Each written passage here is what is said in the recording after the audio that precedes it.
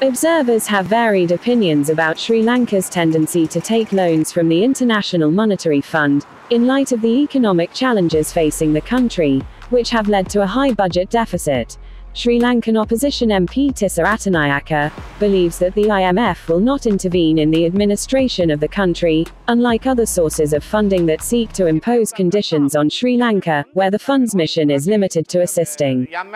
කාරණා පිළිබඳ විශේෂයෙන්ම මානව හිමිකම් පිළිබඳව නීති ආධිපත්‍ය ක්‍රියාත්මක කිරීම පිළිබඳව ඒ වගේ මුදල් වල විනය පිළිබඳව බැඳීම් වැඩි මේ නිසා ආණ්ඩුව කල්පනා කරන එවැනි බැඳීම් වලට අපි කුමටද යන්නේ එවැනි බැඳීම් වලට නොගිහිල්ලා ඔය සමහර රටවලින් අපි ණය ගත්තාම කිසිදු බැඳීමක් නැහැ අපිට මේක නිදහසේ ඉන්න පුළුවන් කියලා ආණ්ඩුව කල්පනා කරනවා ඇති ඉතින් ඒක ඉතා භයානකයි අපි අහන්නේ මෙවැනි අර්බුදයක් මොහොතක රටක මූල්‍ය විනය ආරක්ෂා කරගන්න නම් විනිවිද භාවයෙන් සහ සැලසුම් සහගතව ඒවා ලබාගෙන වියදම් කළ යුතුයි. ඒ නිසා ජාත්‍යන්තර මූල්‍ය අරමුදල් වගේ ආයතනවල රටවල් බිඳ දමන්න නෙවෙයි වුන් උත්සාහ කරන්න රටවල් ගොඩ ගන්න. On the other hand, a member of parliament and former cabinet minister, Professor Tissa Vitarana, says that the policy of taking loans from the International Monetary Fund is contrary to national interests, especially since the fund sets very strict conditions that may prey on the country to change its policy. Sri Lanka is seeking to commit to repaying the external debt of about $6.8 billion over the next 12 months, in light of fears of domestic loans, especially from the banking sector, which will lead to a weakening of the rupee against foreign currencies. From the IMF.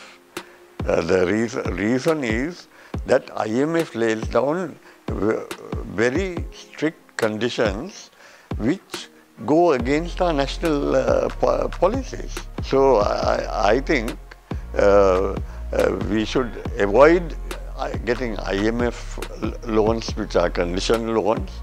World Bank is much more balanced and shall I say we have been getting loans from World Bank over a long period and they have played fair by us. So I think it's okay continuing with them.